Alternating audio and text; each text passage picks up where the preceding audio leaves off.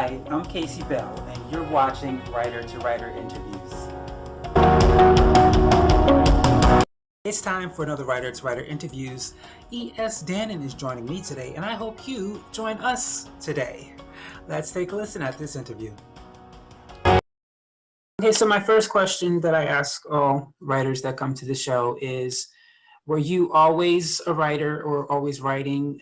Did you always have the desire or a goal to publish a book, or was this something that kind of just happened? Yes and yes. Oh, okay. So I've been a writer since I can remember. Actually, one of my earliest memories of writing was in kindergarten. I had written this little picture book, and the teacher made me read it to the entire class. And ever since then, I was like, I want to be a writer. But of course, my dreams changed, and I went on a different path later in life. I went to school for marine biology, and I wanted to be this big marine scientist, but I ended up leaving marine biology after 2.5, 3 years, and I started working in IT. And throughout my whole life, I was still writing. I was writing poetry, but I never really thought I would write professionally or seriously until I was at this crossroads, and I was like, what am I going to do? I don't know. I just left my dream of marine biology, and now I'm in IT, making decent money, but, what are my passions? So long story short, I started writing my book, Moon and Bastet. Then I just, one day I just started writing, and I never stopped. And I wrote a book before I knew it. So that's the long short story of Yes and Yes. That kind of goes into my next question, because a lot of people desire or have goals to write books, but they talk about it, they never actually do it. And then there are people who are not giving, no one encourages them to do it, or they say, oh, just leave that dream alone. So I would say, even when you first said, okay, I'm going to start writing this book, what could you say was the pushing point that said you're going to, because it's one thing to say I'm going to do something, it's another thing to do it and to then complete the goals. So what were some, I guess, butt kickers that caused you to actually do this? That is a fully loaded question, because there were a few. One of them was, leaving my dream job of marine biology. That put me at this crossroads. And also I had just gotten out of a relationship, and I was kind of in this state where I needed to do healing. I needed to heal myself, because it was such a rocky time in my life. And I thought, what better way could I heal myself than to write about my life's journey? Because one of the biggest butt kickers for writing the book was inspiration from my childhood, because I went through hell as a kid. If you read Moon and Bastet, I pretty much bring the characters through a symbolic journey of what I went through as a kid. And I pretty much motivated myself, because not only was I healing myself in my current state, but I was also healing, all the crap I went through as a kid. So I wanted to inspire people by healing myself. And to do that, I knew I had to write my story. So that was kind of my motivation. That's what kept me going. It wasn't anybody else, really. It was just what was inside of me, I guess, for a very long time. It just took that catalyst to get me to actually write it. So Moon and Bastet, if you can, without spoiling it, giving any spoilers, can you explain to us generally what it's about? Short summary. Yeah, so as I mentioned before, I bring the characters through a symbolic journey of what I went through as a kid. It's a fictionalized account of my memoir. So I write about this little girl. She's a little girl to me. Her name is Eva, but and Jack. They're the main characters, and they live in the Negev desert of Israel. And they basically, you know, they're going through a really, really hard time. I'll put it that way. And then one day, both of them are just thrown into this magical fantasy world, and they discover, you know, they discover magic itself, and they discover about themselves at the same time while getting away from the situation they were in. So it's very much about a, a story of self exploration and also self realization. Okay.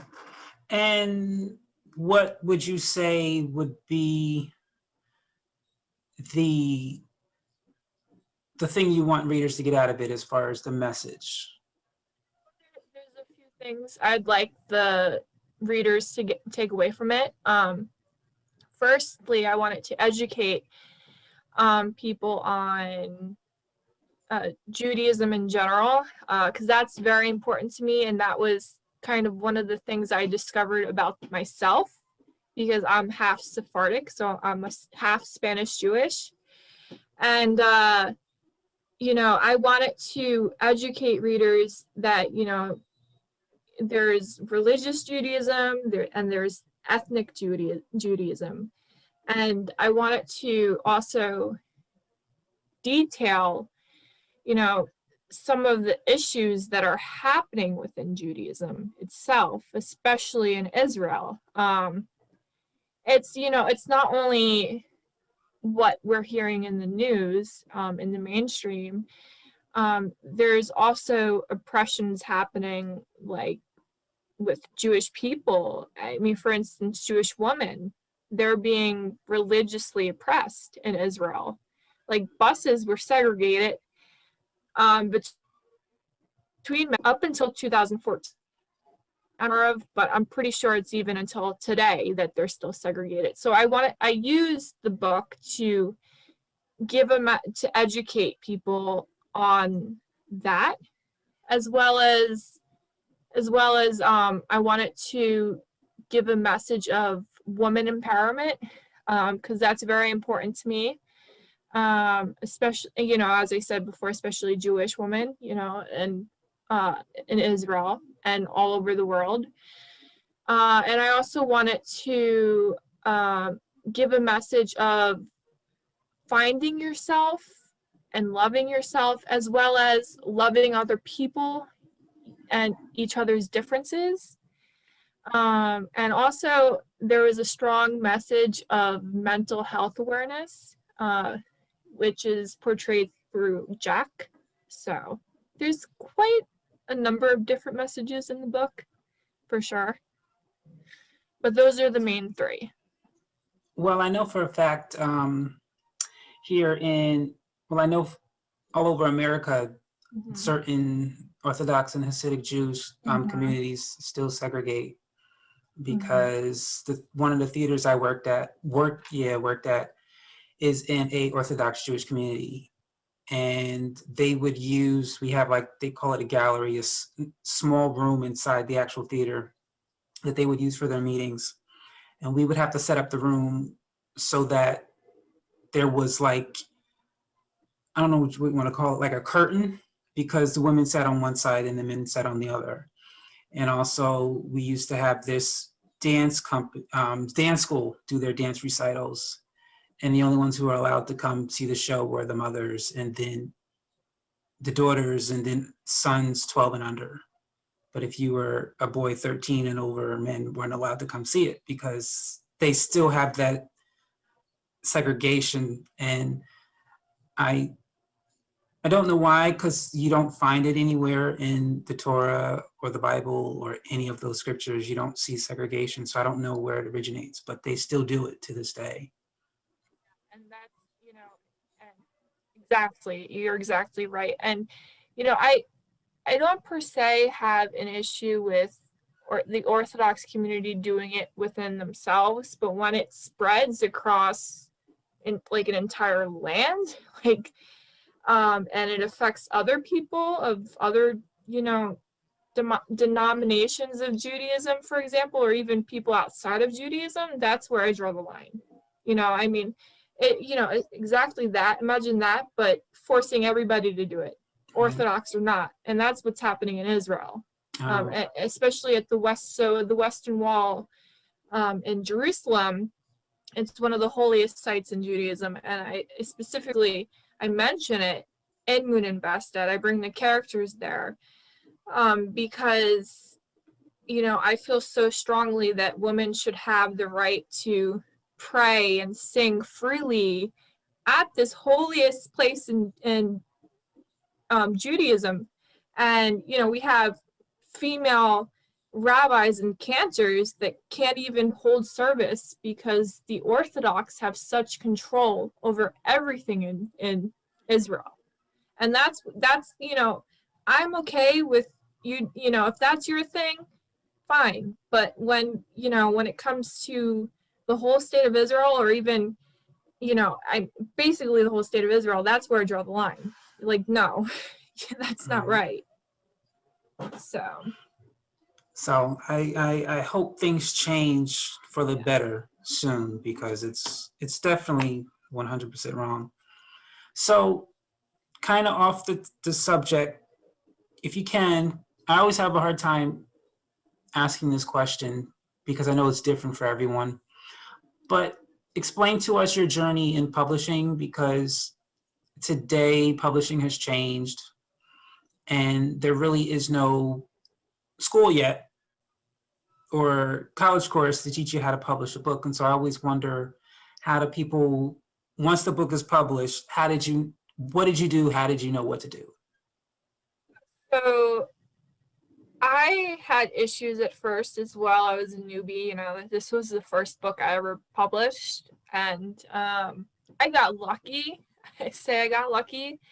Um, because I got picked up by a hybrid publisher, which is a mix between traditional and independent. But my personal journey, I had to do a lot of research to see what the different types of publishing companies were, and which ones to avoid. And I even looked at self-publishing. So there, with publishing, you're right, there is no class for it. There is no, you can't go to school and learn about how to publish, but you have to teach yourself. So Google was my best friend. And then it took me a few months. I'm lucky. I really am lucky, because sometimes it takes years, or, it might not ever happen for some people. But what I did was I started following publishers on social media, and that was how I got in. I paid attention to when they had their open dates, and I actually didn't get a literary agent, which is a step that many authors who do go the publishing route of going traditional or hybrid or independent, even they a lot of times they need an agent. But Hearn, they didn't require that. So again, I lucked out, because it took me it took me months of curing agents, and I didn't even get one.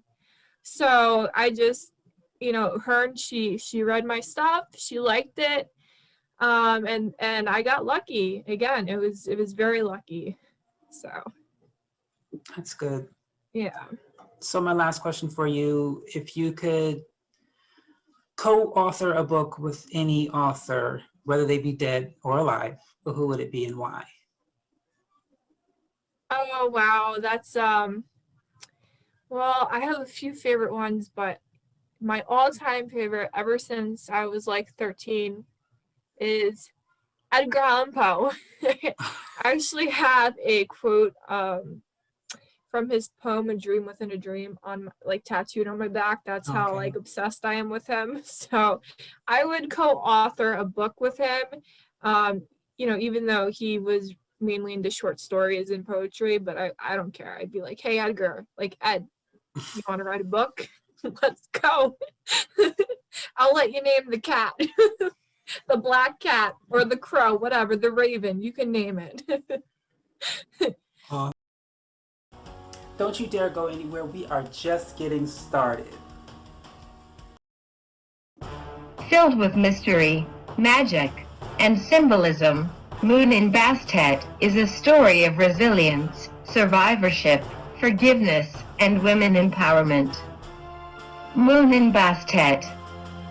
Written by E.S. Danon.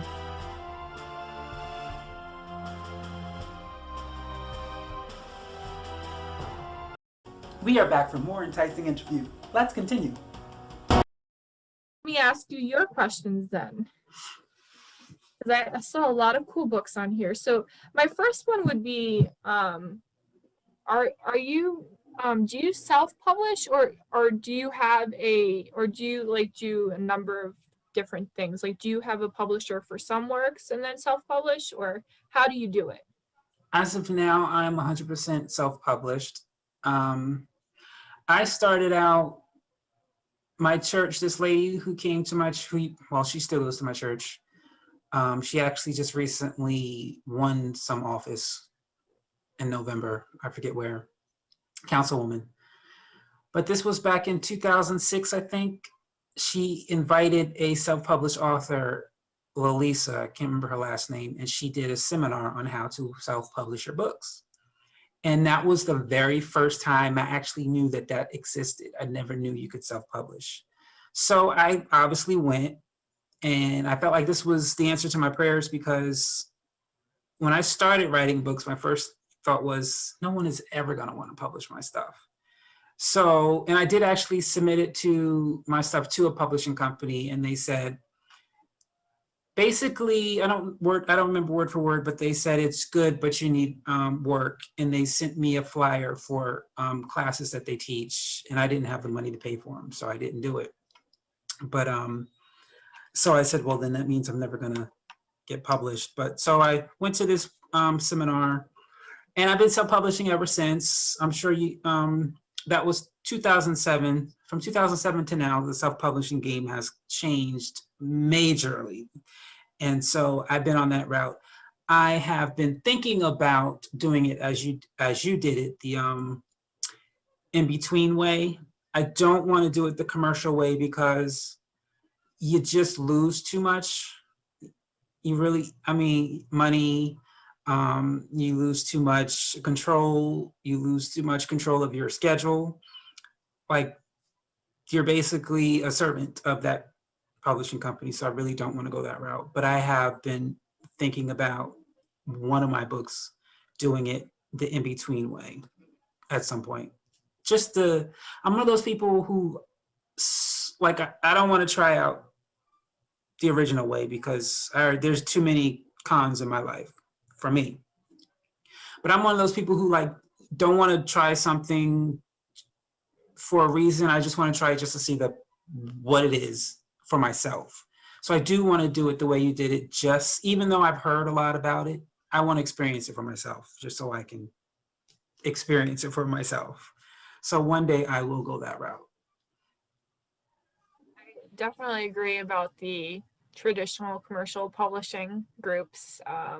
I've heard horror stories, so I'm very happy with, my route. And I do applaud self-publishers like yourself, because I mean, it's hard. I can't even imagine, trying to market myself. And I mean, I do to an extent, but to take the brunt of everything, it must be so difficult. So what are some of the ways that, like, what are some of the techniques you have for marketing your books? And, how has that changed with this evolution of self-publishing? Yes. It's been highly difficult for me because there are two ways to market. One, well, there's many ways to market, but generally there's the money, spending thousands of dollars, and then there's the free way, which is social media. I really don't like social media. Like, I think the reason why I don't like social media is because there was a time where I had an account with so many different social media platforms, even platforms most people don't even know exist. And I was updating I had like 10 or 15 pages I was updating 6 days a week. And I think I overdid it. And so now I'm at the point of I don't want to do anything. I don't have the thousands and thousands of dollars at the moment. So I have to find means that I enjoy doing. So one of the things I do is I drop shift my books. And so either recently I've been doing it through Barnes and Noble, even though my books are available on Amazon, just because, how do I say, I'm trying to give Barnes and Noble some money because Amazon is basically the king of books. So I'm trying to say, okay, Barnes and Noble, here's my business. But basically I drop ship my stuff through eBay. So I put my stuff up for sale on eBay, and when someone buys it, I drop ship it, but then I send them a personal letter saying, thank you for purchasing such and such. It'll be coming to your door directly from, and I'll let them know, either Barnes and Noble or Amazon, whatever, so they're aware.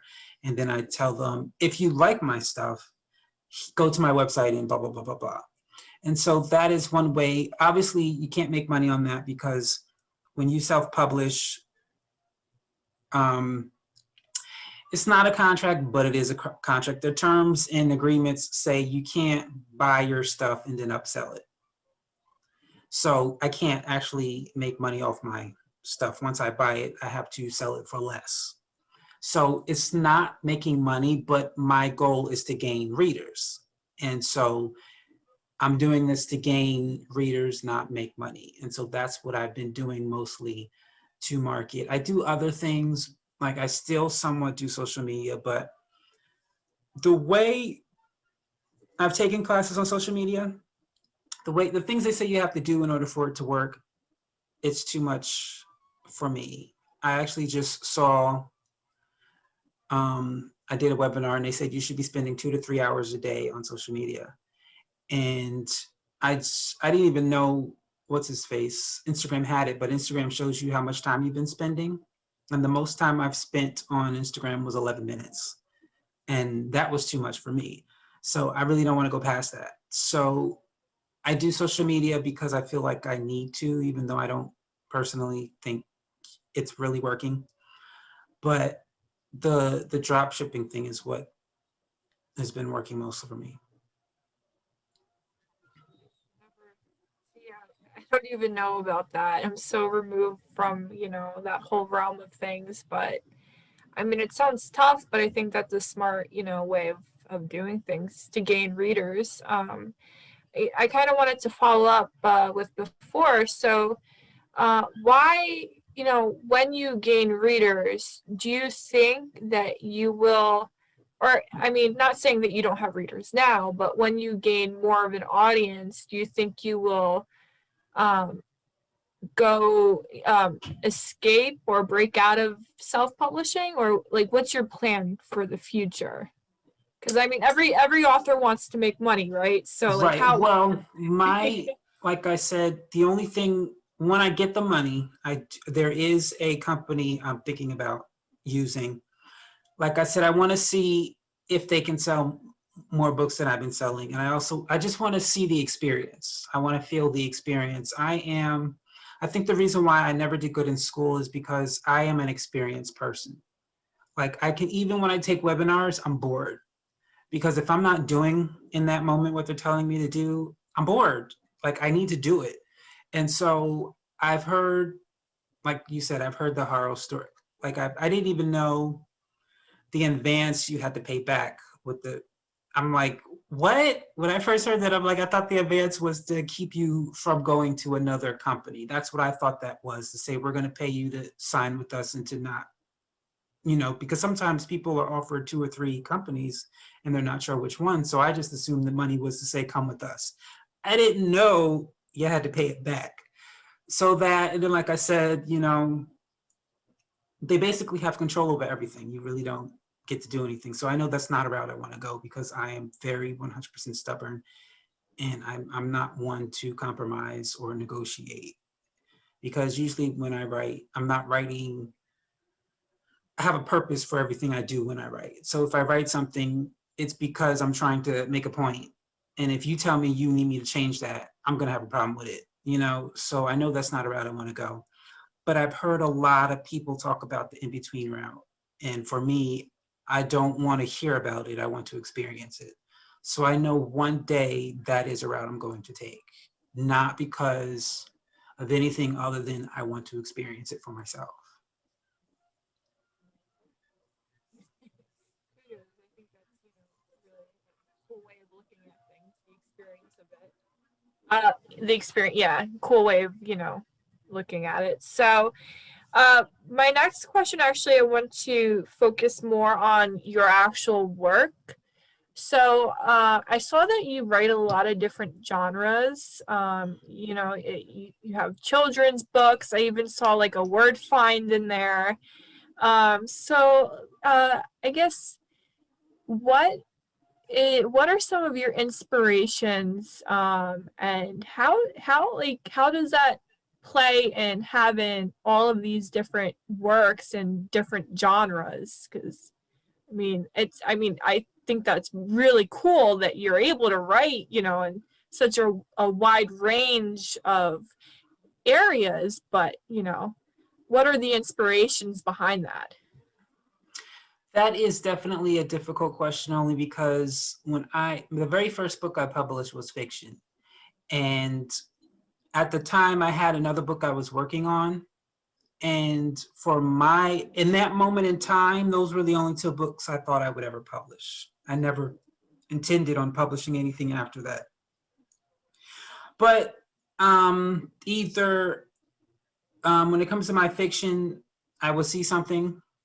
Like one of my books, when I first moved to where we are now, I think there was only 2 or I think this was the second house that was complete. The other houses were being built at the time. And so I would be in my computer room working, but outside the window, I could see the men building the houses. And I remember just sitting there going, this would have been cool to watch when I was a little boy with my friends. And right there, that struck up my book, Crystal Fountain, which is about this boy who moves into these new homes, and him and his friend watches these men build homes. But then I actually wrote a story. It's more than that. It's a fictional memoir. And so it's stuff like that where things just happen and I'm like, oh, that's a book. The very first children's book I only wrote because one of my nieces is a book reader, and she was on my mother's bed reading a book. And don't ask me why, I do not know why, but I got jealous. And I just went, she should be reading one of my books. Why isn't she reading one of my books? And I didn't have children's book at the time that she could read, but I felt jealous that she wasn't reading.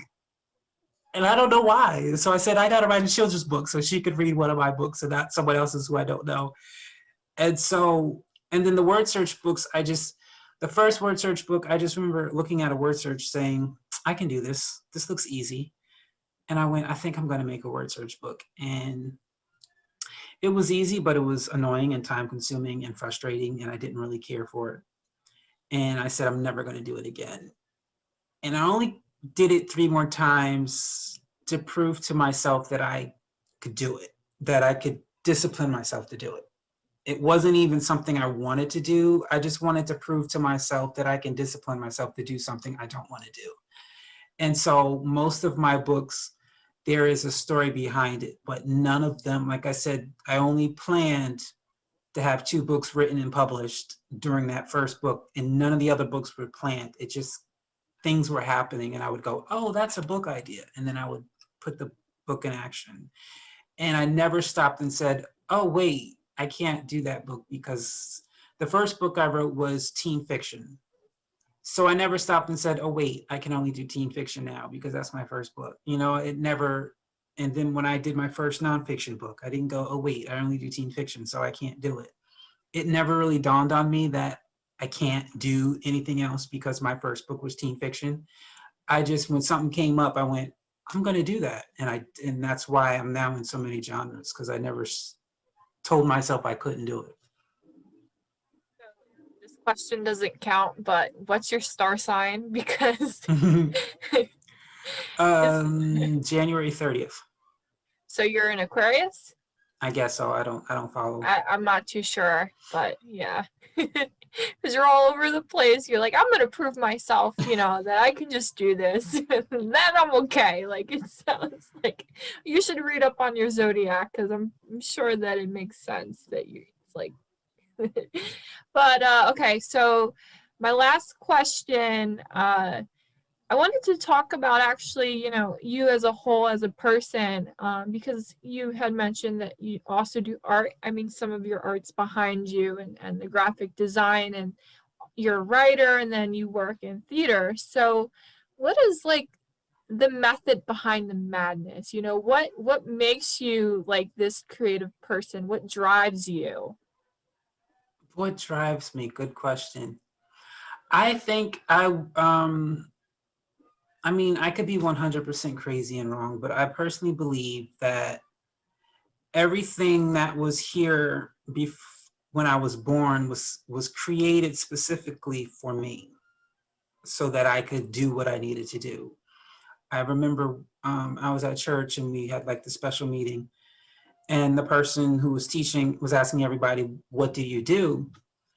And when I was thinking about all the things I did, and she said, you can only say one thing. And I'm like, I can't, because I do so much, and everything that I do is under the umbrella of creator. So I said, I'm a creator because that's what I do. But I create either with words or I create with art, whether it's performing arts or fine arts or visual arts. But that's what I do. And I can't even say the one thing I create, like, and everything I create this, because most of the times I'll create a message to hopefully help the suicidal not commit suicide, or create a message to help the one who's being abused to speak up. But sometimes my art, I create it because I'm silly and I just want to see some silly art. I have this, and I don't even remember how I came up with it, but I have this art piece where you see these three little boys like in a pool, but they're not actually in a pool, they're on clouds instead. And I think what it was, I looked up at the sky and I saw these clouds and it looked at like a pool. So I imagined children playing in the clouds as if it was a river or ocean or a pool. So I created that art piece for the not a message, just because of the imagination, you know? So I am a creator, but everything I create, I say is like a child, because everything I create has its own conception story. Not one of my books have, or I write plays as well. I write poetry, I write songs. I create, like you said, behind me, art. Everything has its own conception story of how the creation started. And that is one of the things I noticed about, well, I didn't notice it until I was, what was it? The year before my last year of college. We had these assessments with the professors, and I had taken a tech theater class and a costume class and some other class, and all three of my final projects were not complete. And I ended up getting like C's or whatever. And one of the teachers said, do you notice how you don't complete stuff? And I was like, she said, you know, because even when I came in, she said, what do you want to do with your life? I was all over the place. I was like, I want to do this and I want to do that. I want to do this and I want to do that. And she said, you notice how you're all over the place and how you don't complete stuff? In your costume class, you didn't complete that. In the tech class, you didn't complete this, and blah, blah, blah. And that really stopped me and go, she's right. And even now, I'm not as guilty as I used to be, but I've always been the person, oh, let's start this. And then when I guess it doesn't go the way I assumed it was going to go, I drop it, and then I start something else. And even though I'm all over the place, I'm still at a point where I'm trying to accept the fact it's okay to not stop at one thing, like not just to be a teen fiction author and that's it. There's nothing else you can do with your life. To not just be a playwright, that's all you can do with your life. To not just be such and such. And it's difficult for me because when I get an idea, I run with it. And I don't stop and say, well, I never completed A, so I can't do this yet. So I feel like I'm still in some ways rambled and all over the place. But then there's times where I feel like I'm at where I'm supposed to be, because even though it seems like I'm all over the place, my work is still organized. And I make sure, you know, like I told you earlier, I have all my emails are separated, and I know when I'm working on one project, and I'm learning how to complete projects now and not just give up, even though it didn't go as I planned. And so I'm still myself trying to figure things out. I still don't know who I am. I still don't know what I do. I hate when people ask, what do you do? Like on LinkedIn, when they, LinkedIn is another social media I'm so frustrated with right now. I don't want to have anything to do with it. But people always ask, what do you do? And I sometimes just want to say, I'm an uncle, that's it. Don't worry about anything else, because I don't know what else I do. And I don't, you know, and because I don't, most people just say one thing, but I don't want to say one thing because it's not true for me. I'm still an artist. I'm still a fashion designer. I'm still a writer. And whatever part of me wants to create in that moment, I allow it to create. And so if I need to create art in that moment, I'll create it. I won't say, well, I'm a writer, so I can't create art just yet. I got to wait till I'm not writing anymore. And so I'd say I'm a creator of whatever needs to be created in the moment it needs to be created. And I leave it at that. I think that's inspirational, because a lot of people, like most people I know, just they think they're one thing, one or two things, you know. And I think that us as human beings get stuck in a mentality where, you know, we can only do, you know, this or that. We can't do this plethora of stuff that the world has for us. I think a lot of creatives like us, you know, sometimes, I mean, for me, it's hard, you know, just talking to you, it's like, whoa, I can do that, because you know, I also paint and I write poetry and books, and then I do, you know, I love biology, and I love all of these things, but there's often a war inside of myself. It's like, you know, well, what am I? But hearing you say I'm a creator, like, that's it. It's like, okay, maybe I should take that approach, you know? Like that's how I had to see it, because like I said, when people would ask me, well, what do you do? I can't say one thing. And so usually I'll tell people, and I don't even say it all, I'll just say author, graphic designer, and fashion designer. But I still leave out playwright. I leave out poet. I leave out songwriter, because I am a ASCAP member.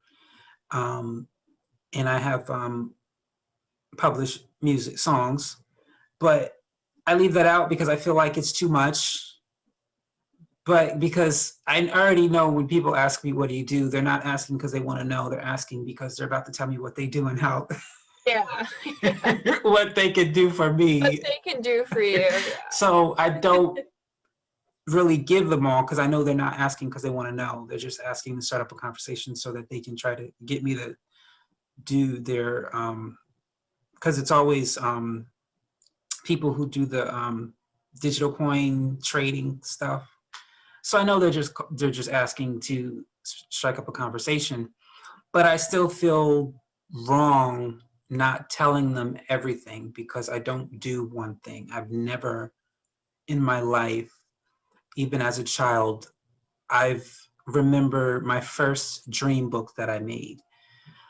I had to have been 12 or 13. And I said I wanted to be a gospel singer, I wanted to be a professional chef, and I wanted to be a sketch artist. So and that was my first, what do you want to be? So I've never in my life had it where I chose one thing, because I always felt like I don't even know where the idea came you can do it all. Because as children, you usually taught you can only do one thing. What do you want to be when you grow up? And they're expecting you to say one thing and one thing only. So I don't know where I got the idea that I could be three things all at the same time.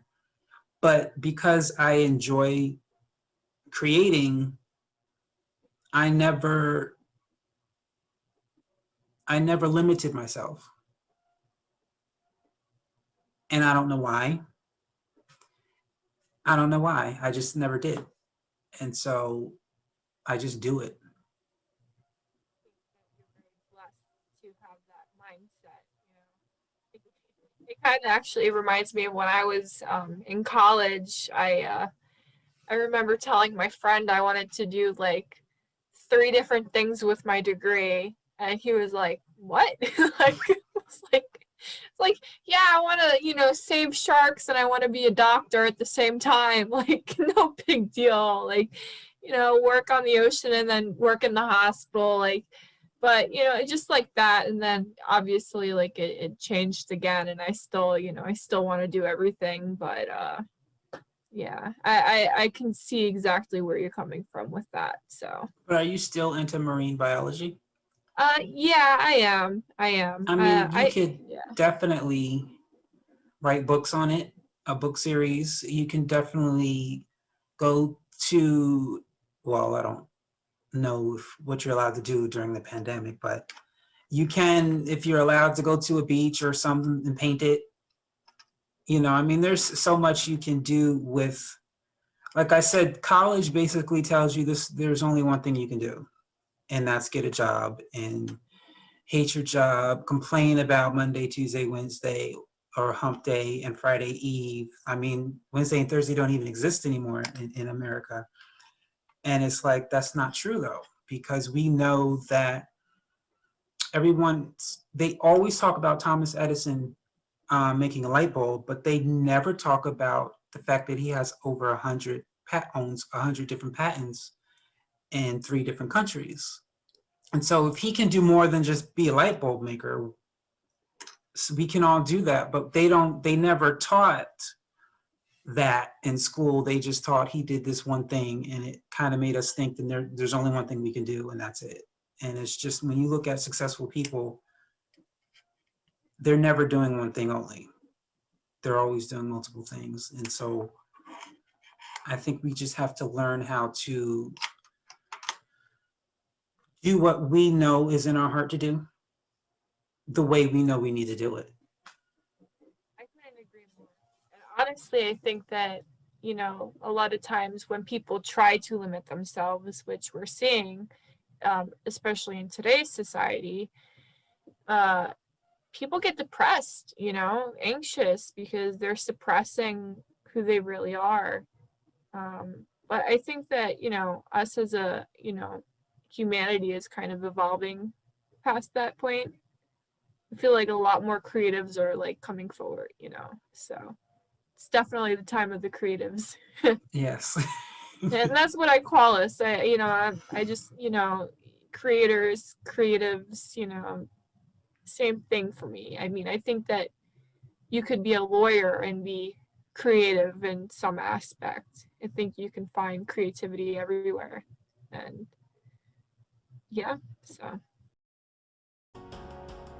Thank you so much for joining me on another wonderful interview with another wonderful writer, E.S. Danon. Thank you so much for taking the time out to interview with me. And of course, the audience, thank you again for watching. Don't forget to subscribe and to share. We thank you very much. Have a great day.